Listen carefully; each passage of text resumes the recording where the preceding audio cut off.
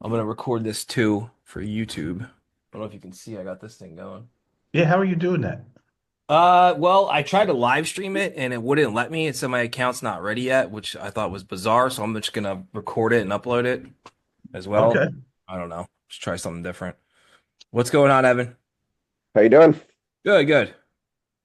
All Good. right. So how many people we got in here? 10? 11? All right. Mark, do you want to just start and then I'll just admit people as they come in. Yeah, absolutely. So it kind of go through the questions that you had, which were really good, and I have them pulled up. And that was I don't know if you want to start with like your introduce yourself, like your agency, all that stuff, like what you guys do and how you got, started your agency, your journey, all that shit. Yeah, I'll give you like Right? Give me the the spiel. the spiel. I'll give you the 60-second or 120-second version, trying not Perfect. to make it too long. But I started doing Google Ads in 2003. I was in IT at the time, and I wanted to do something, I'd seen the internet and I thought this is cool as hell. Got to do something with it. Um, so I started an e-commerce business and started running Google Ads. And the crazy thing was I started selling stuff. And that was the number one method the whole time, actually, was Yeah. Google brought in more clients than anything else did. Obviously, I did everything else and tried everything else, but kept doing Google Ads. So eventually, a friend of mine's like, hey, I'm working with these clients. I need some help with Google Ads. And so I started doing a little consulting. I still have the first client I ever got. And I thought, this is going to be the greatest business ever. That's wild, man. Isn't it crazy? Yeah. I just don't want him to ever go just because I feel like it'll be bad luck. A devastating loss. They called me last year because we have like a semi-annual phone call. Yeah. They called me and said, Mark, we know how much people charge for this. Would you raise your rates? Hell yeah, I'll raise my rates. Uh, Those are the so best clients, man. The ones that are good, they're happy, and you never hear from them. exactly. Best ones. I thought that's how it was going to be. Yeah, right. Turns, Yeah, turns out right. it's not. Putting out fires all morning today. Yeah, it's just you can't take it personal, or No, you'll be in a lot of emotional trauma. for real. Uh, so yeah, I got out of IT and just I created a marketing resume and went to work for a couple agencies, and then I realized agency life wasn't for me as a search guy, and I went into sales and eventually just went out on my own. Had a few clients, and I'm just like, let's roll the dice and do this thing. Nice. And I started inbound revenue when I found the name. Um, I went through a few other iterations, but one day I'm just like, I gotta find a name, so I'm on GoDaddy or whatever. And eventually I'm like, holy shit, is this available for real? Because nothing's ever available. No, and that's a great name, man. If it wasn't for me, Ed wanted to name our company Dr. Clicks. I'm like, get the fuck out of here, man. Dr. Clicks. Dr. Click could have been Dr. Clicks. Could have been a whole different world right now. Yeah, that's funny. That is funny. It would have worked maybe. So when I started out, I had already worked for a couple people as, sort of a subcontractor. And I'm just like, that seems like the easiest way. Actually, I had some direct clients and then I had some agency clients. And we started out and then, but we kind of pitched ourselves. When I say we, it was me, of course, pitched ourselves as a white label company. And then over the years, we've kind of grown up. I connected with Ed and then you. And Yep. it was really interesting to me because we use for our primary white label service, which is fast launch. We use Unbounce. We use What Converts. We have used CallRail. You Yeah. guys used to use I forget what the landing page software is, but similar Instapage. Instapage. Yeah. So and you guys offer the same service in the same niche. Our prices are a dollar different, Yeah. and I didn't I didn't know you guys existed, and I don't think you guys were copying off of me. We just happened to end up in very similar types of spaces. Yep. And once I zoomed in on like fast launch and had a system, everything got a lot easier because the initial thing was, you need Google Ads, I'll do it. Now we still do that because we have, we're kind of unique in that we'll take on custom stuff under Yeah. certain circumstances, and you can pre-buy hours from us. Yeah. So we have agencies that just need, occasional help. So But you have so fast launch. Let me just so fast launch is essentially it's campaigns and landing pages that you already have. You know they work, kind of like what we do, and you can roll them out quick and get it yes. running for the guys. Okay, and then you have something where an agency who's a white label partner of yours can buy buckets of hours for you to go do Hmm. specific tasks instead of just having to be under some kind of management retainer or anything like that. Like, Exactly. yeah, that's awesome. I love the buckets of hours stuff. Yeah, buckets of hours, the team loves them because to me, that's more me feeding the team hours Yeah, than it is, you know, because the recurring revenue is yeah, where you want to definitely. be. But it's a good combination because some months suck, Yeah, and you, you might have a bunch of hourly work. Like last month, yep, we did a ton of hourly work. Everyone was happy, and I didn't have to like fret, whether that many recurring clients were coming in. yeah, Uh, with fast launch, sometimes we'll also do it for something we feel might work, but we haven't, it's not a niche we've worked in a bunch, but we'll offer something similar to the fast launch, but it's not officially stamped as a fast launch. And then we'll do custom yeah, stuff. If someone comes and says, I need this, this, and this, we'll talk about it, see if it's worth doing, see if I want to scope it out, see if I want to get into it, and then yeah, so we do a variety of stuff. But the fast launches are bread and butter, and it's yeah. very similar, Those I are the think, to best. what you guys have offered in the past. Yeah. So for everyone on the call, Mark used to do, we used to have this thing called the Agency Roundtable where Ed, I wasn't even on it. I just would pop in like every couple months.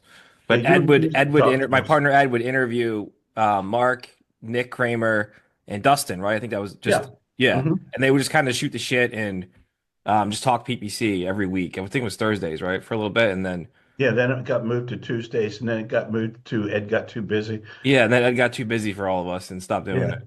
So now we do Yeah. this. A bunch of them are up on your YouTube There is. There's a channel. ton on the agency Yeah. one. So, Mark, I wanted to jump into your questions here because these are really good. And honestly, with ClickSkeek, we're 1 foot in, 1 foot out of white label right now.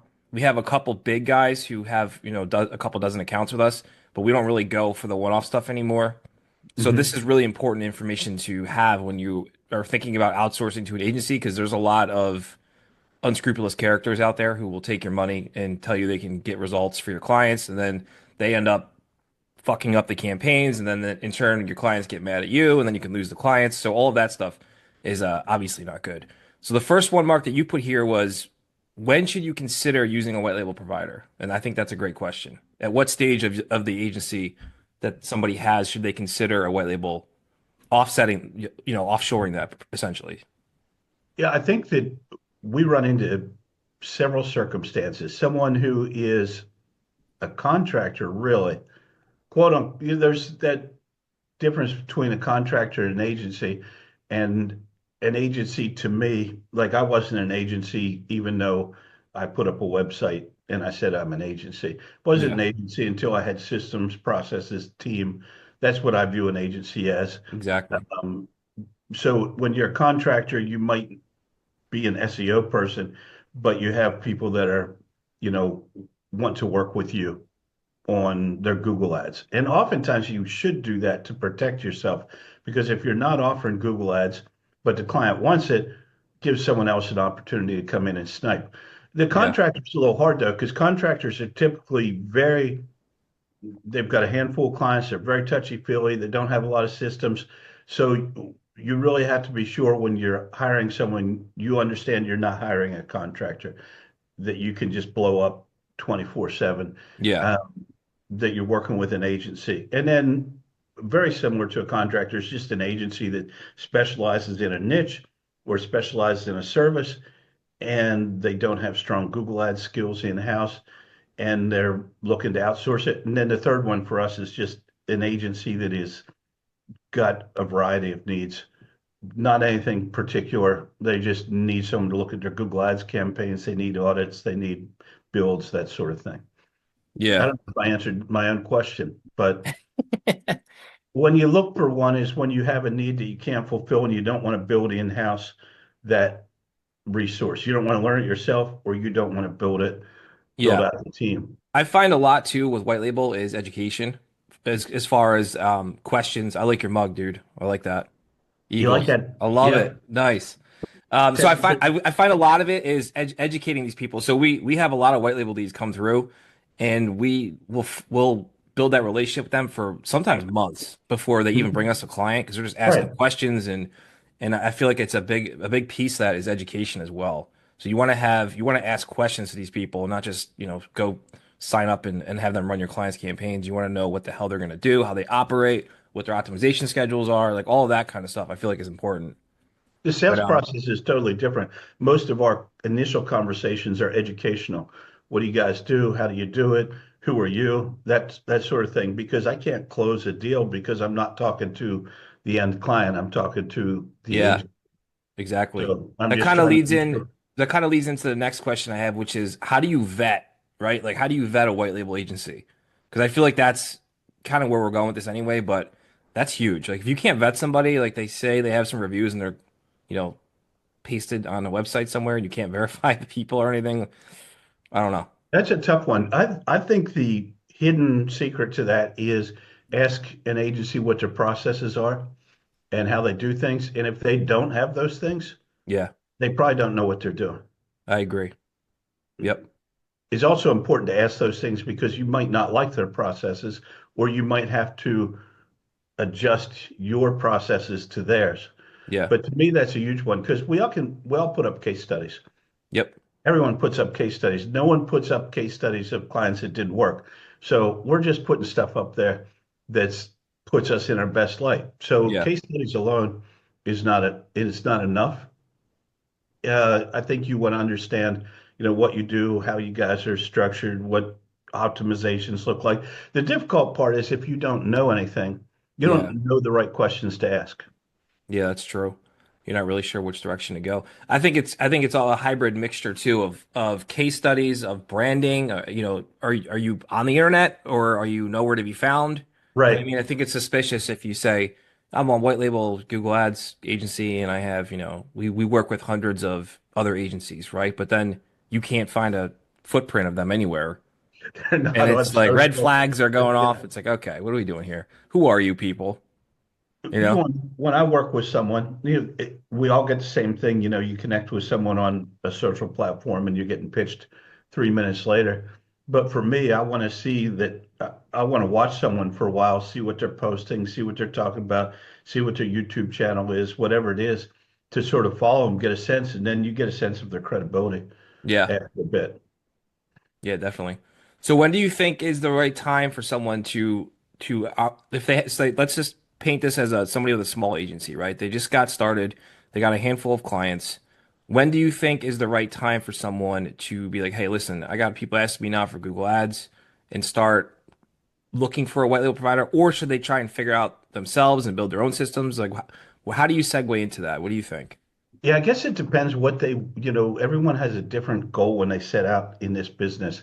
If you want to run the leanest possible operation, or you really want to be an SEO person or a web design company, then you bring in that white label partner to augment what you do. Yeah.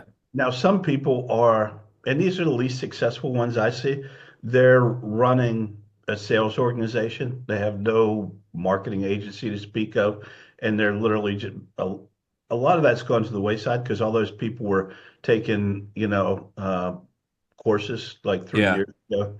You remember the whole onslaught of everybody that had been trained in closing high ticket deals in marketing. It's the easiest business ever, get rich quick type of thing. Yeah. A lot of And crash and burn, man, from a that. lot of crash and burn. And those are the people that are like,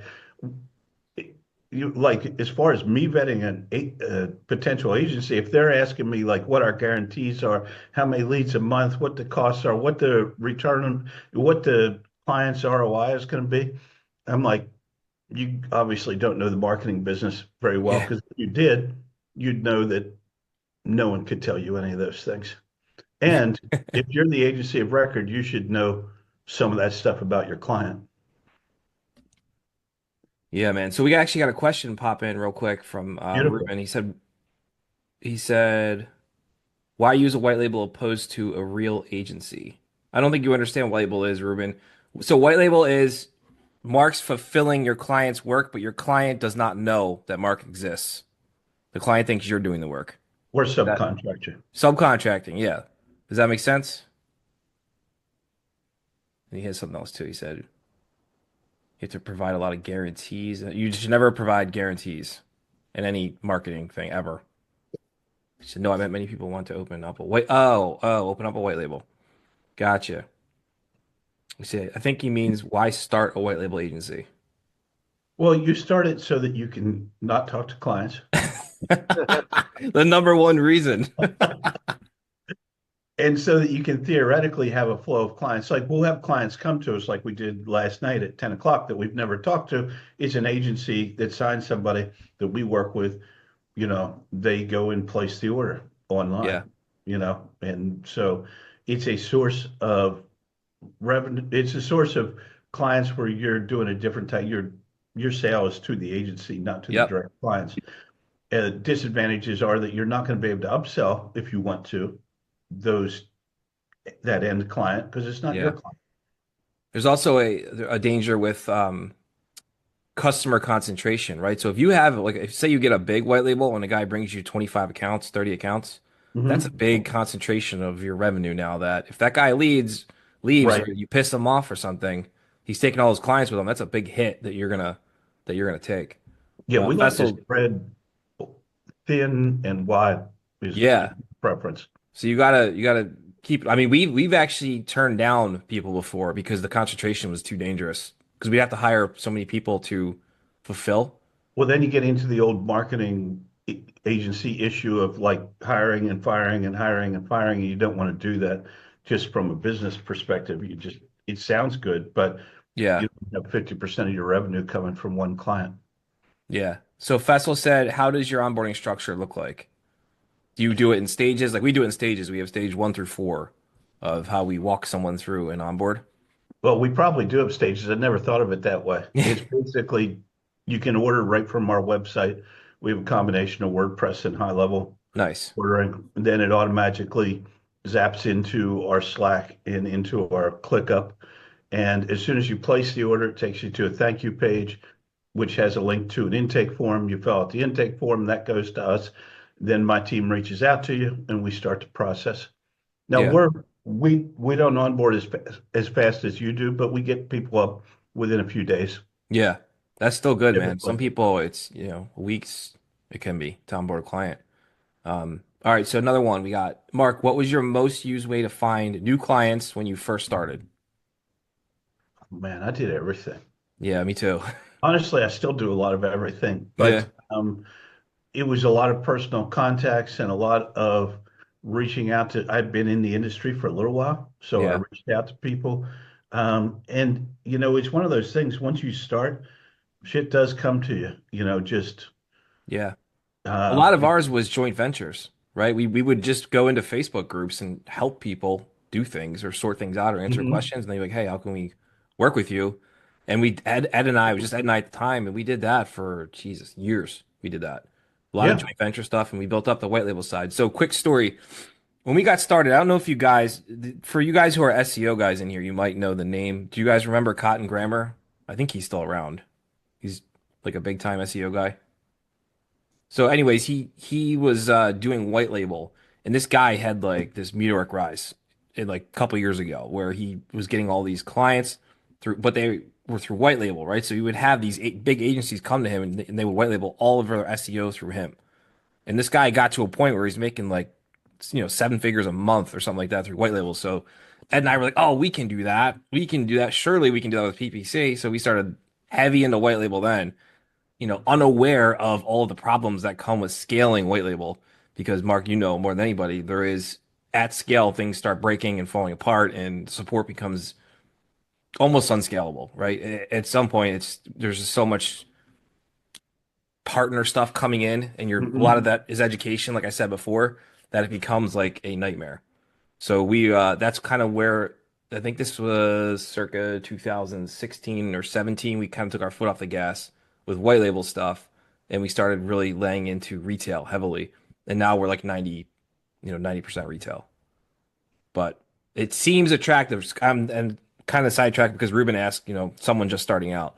That's the appeal of white label is if you're just starting out, it's much easier to get to that 10K a month mark with white label Mhm. if you're, just getting started, but to scale that to 200, 300, 400, $500,000 a month is you're going to have some really good systems. And you got to understand you don't control the sale, you don't control the communications, you don't control whether the client's pissed off about their SEO, which you didn't touch, Hmm. and they fire the agency and therefore you get fired, you know. So Yeah. you literally just like a subcontractor for building a builder or something, you're putting drywall up. And Yep. if someone doesn't, if the builder runs out of work, then you don't have any more drywall to put up. Yeah. Or they can't pay your workers. And then the job's left half done. I think the biggest thing for white label is managing your white label relationships with agencies and detecting people up front, through the sales process, whether they're going to be someone you want to work with. And that's Yes. the same for direct clients Yeah. too. It's just a different type of thing you have to work through. So my man Brandon, there he is. He said, Mark, do you have direct clients? Yes. If so, what percent of white label to direct? Well, right now we're a third white label, two-thirds direct roughly. And Good. I like that balance. That's a healthy percentage. And then we got Yeah, another one from we Sue. have a smaller but um, consistent, good group of agency clients now, which I like. Yeah. Sue, you're right. You cleared that up about the white label. The call is um, decide whether or not you should utilize white label or not. It depends where you are in your agency, right? If you're just starting, like Ruben said, then that might be a way to go. But something you guys need to take away from this, if you're brand new, you have to be able to fulfill for the clients. All right. Don't take someone's money if you don't know what you're doing. It's You've seen unethical. It's posts. terrible. And don't overpromise and then deliver mediocre to shitty results. You want to, you know what I mean, over deliver always for your clients. But I think a big takeaway from this call is that it's really important that you guys don't do that. All right, we got another one You here. see those posts all the time where I just sold this. How do I do it? I'm like, that's the wrong order, you know? Yeah, And that's why I do like the education process with the agencies because I can tell them, here's what we do, here's how we onboard, here's what we're going to do for you, here's what we're not. We have things we don't do for you. yeah. We are very reluctant to do calls with clients. Um, Ugh, yeah, ugh. exactly.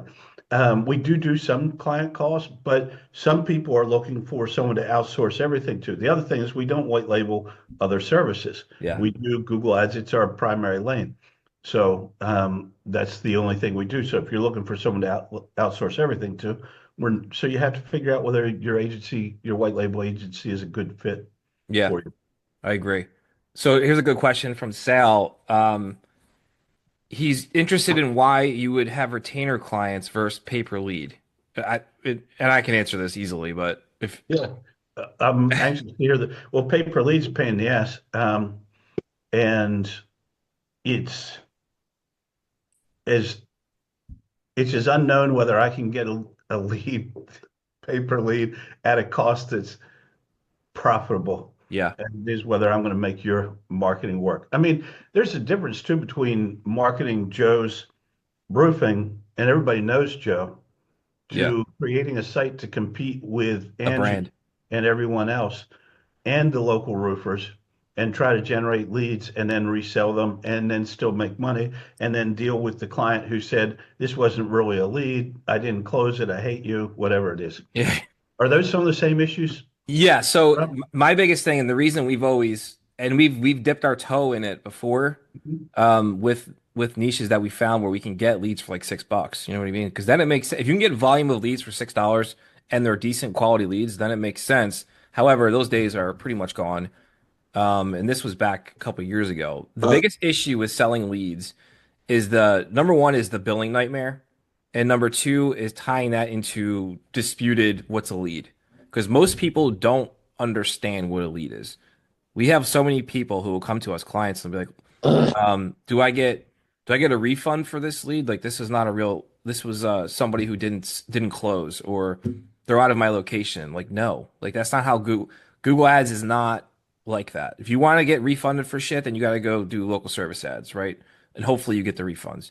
But a big piece of buying leads is that situation where you have to have some kind of predictability with the price that you're getting the leads at and what you're selling them for. Otherwise, you're generating $25 leads and you're selling them for $16 leads because you committed to a price or something like that, then you're fucked.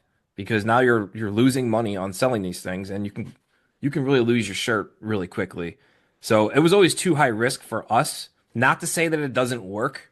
I know plenty of people who do it successfully and they have all kinds of custom softwares and systems and stuff, but I've never personally had any interest. I like to sleep at night and I just can't. I can't do it. Yeah, I've seen people do it, and we've done work for a lot of people that tried to do it, and I've not seen it be super successful. I think it was Dan Wardrop, whatever, for a while was all about pay per lead, you know, because everyone that owns an agency is looking for a way to not own an agency. Seriously. And one way they look is pay per lead because it sounds Yeah. very simple, but it never turns out to be that simple. I noticed that Dan is now like the AI agency guy and not the pay per lead agency guy. Who's So that? Dan Wardrobe, something like that. Oh Uh, yeah. yeah, you'd know him. Maybe I'm saying the name wrong. Yeah. Uh, but he was big for a while on promoting the pay per lead model and teaching classes and stuff. And I Yeah. noticed he went completely away from that Yeah, into probably because it AI. sucks. If you can't get the Yeah, leads cheap, you're not making any money, man.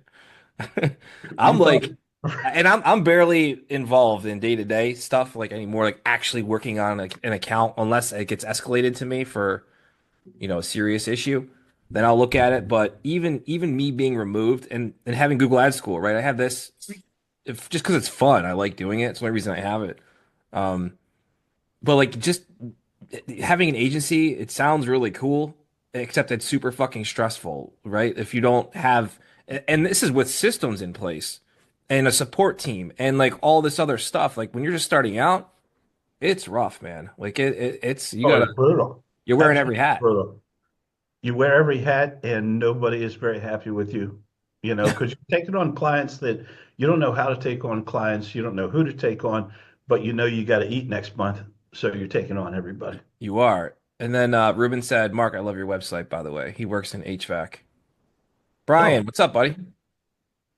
Hey gang, happy Friday. Sorry, I am late. No worries. We're just Talking about listening to Mark systems. spill of guts. Yeah, Mark, tell us all your system habits and secrets. I'm trying to build systems myself. And honestly, I think that's the best way to scale, right, guys? The only way, right? You can't. you have to have systems, absolutely. Yeah. And they're not going to be perfect, but you have to have systems. Processes, any process is good. Yeah. Yeah. Start with And something, and then, so- but yeah. don't create perfect processes because So you want. Dustin's our COO at our agency, and he's a systems guy. He's that guy. Like he can look at something, give him 5 minutes, and he comes back. He's like, "All right, here's what I think we can do, and how you can remove this piece from here and automate this." And it's just like for me, it's just I'm not that guy. I'm good at what I'm good at, and then we try to surround ourselves with team members who are, really good at what they're really good at, and complement each other's skill sets.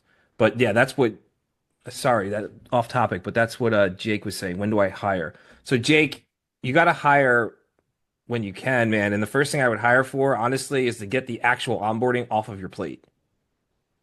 That's going to free up a lot of your time because that's the most time consuming part is, you can sell the deal, but then if you're building the campaign too, you got to go in there and you got to build the landing page, you got to build the campaign, you got to do all this stuff. So at least the first thing we ever hired for, which Fessel is in here, he was our first hire ever years ago. He's the man.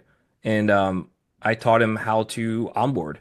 And he took it from there and he made it better than I could have ever made it on My his own. always my thought on the hire is always get a project person first.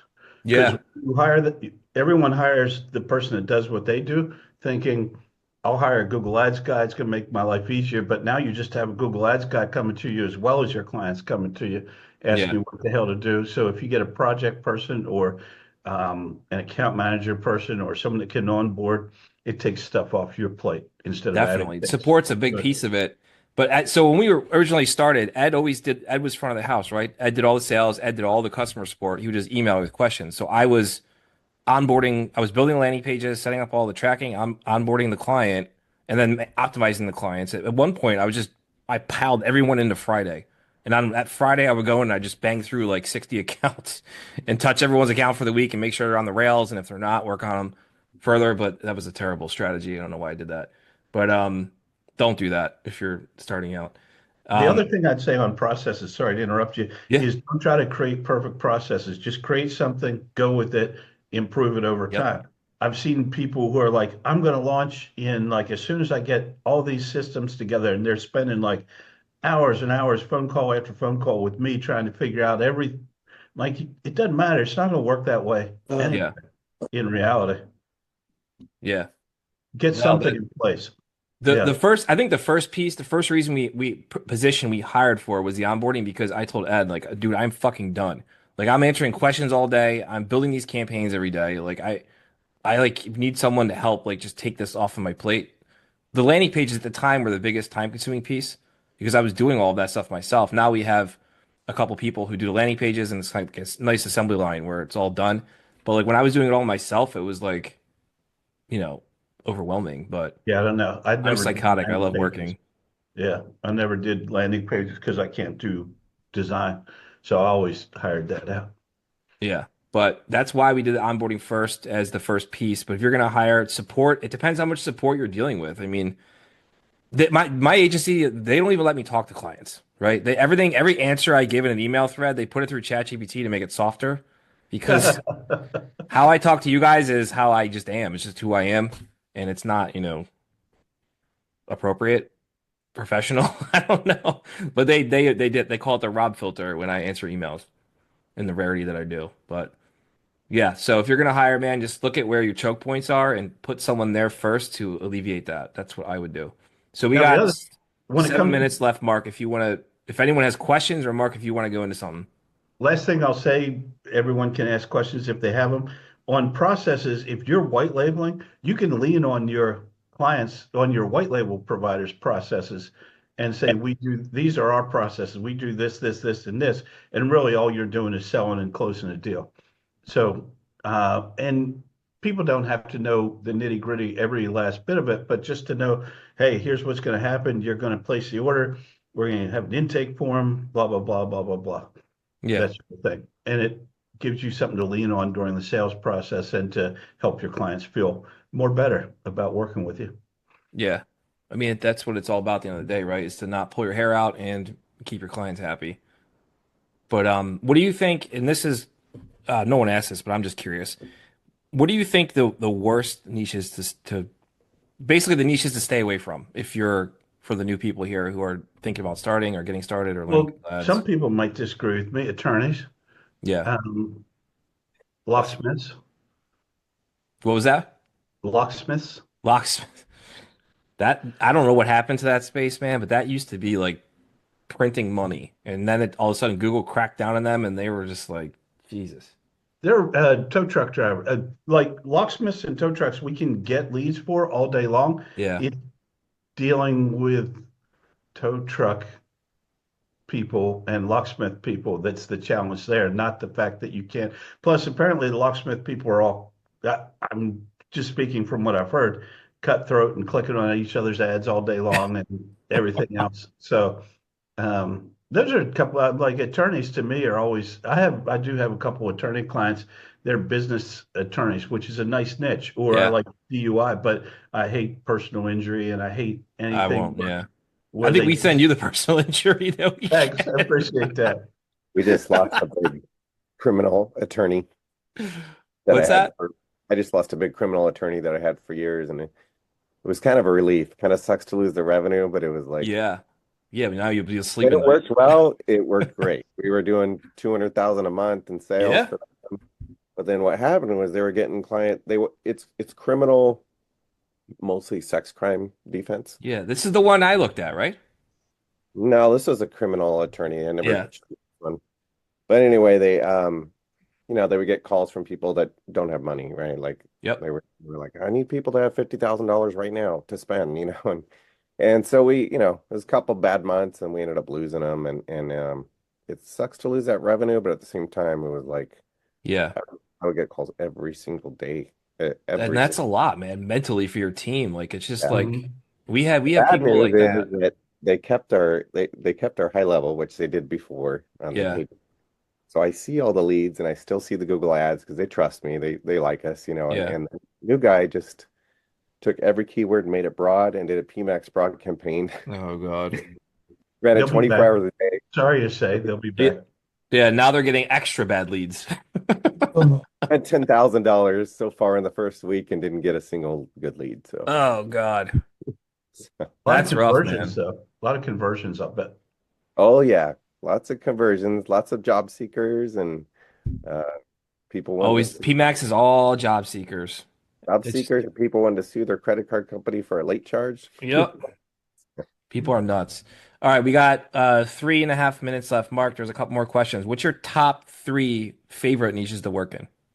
I like landscaping, concrete, and anything pool related. That's really interesting. Those are good ones. Yeah, We concrete don't have a lot of flies guys in under the those. radar. Pool Uh, stuff is good because it's either Yeah. maintenance or repair or design, or custom. Those are big jobs. I like Yeah. those. That's Concrete's awesome. good because it's high return on investment. It seems like low competition and Yep. really high dollar jobs. I love the EP Henry stuff for landscapers, all that stuff. I like the pool contractors. I like the maintenance guys too, and I like the contractors because the contractors are big jobs, and Right. usually the big companies have good sales systems in place, and which you have to have. And surprisingly, a lot of these people don't. But yeah, those are good ones. I like landscaping too. It just depends on the type. Like if you're gonna do lawn mowing stuff, you got to have a lot of leads. Yeah. And with landscaper, I find it's hit or miss. We'll either immediately be successful or we'll struggle. Yeah. And I think it has to do with the area or Yes, competition the or market. something. Yeah. Yeah. Dude, Because there's been times where we launched landscaping campaigns for like this to generalize stuff, right? Like mulching, mowing lawns, and all the recurring service stuff. And these guys would get like 100 leads a week out of the gate. And I'm like thinking to myself, I call Adam, like, we should start a fucking landscaping company, dude. Like, what are we doing? Why are we doing this? We know how to get all these jobs. Like, what are we doing here? And then thank God that you never did that, but because that tapered off.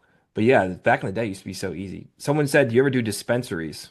That's interesting. I've never done this dispensary before. no, can't. I don't think you can do them on Google. No, probably not. I wouldn't think. No, we've talked to people like, especially back when that all You can't. started. I just tried, Brandon. Yeah. Because that would be great. I'd do that Yeah. all day long. So there's a quick story. There's a minute left here.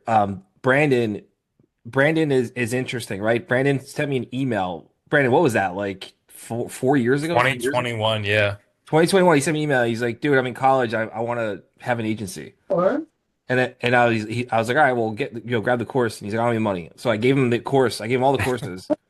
And this kid turned it into like a thriving fucking business. That's beautiful. Like he's got better systems. I was on a call with him the weekend. He's got better systems than I do.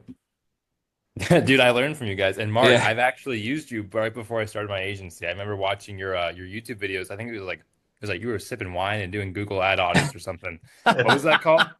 Drink and drive traffic. Okay. I'm not allowed to do that anymore. Yeah, I remember those videos. Those were good. But yeah, man, it's very impressive. Thank you. Yeah, you guys are the best.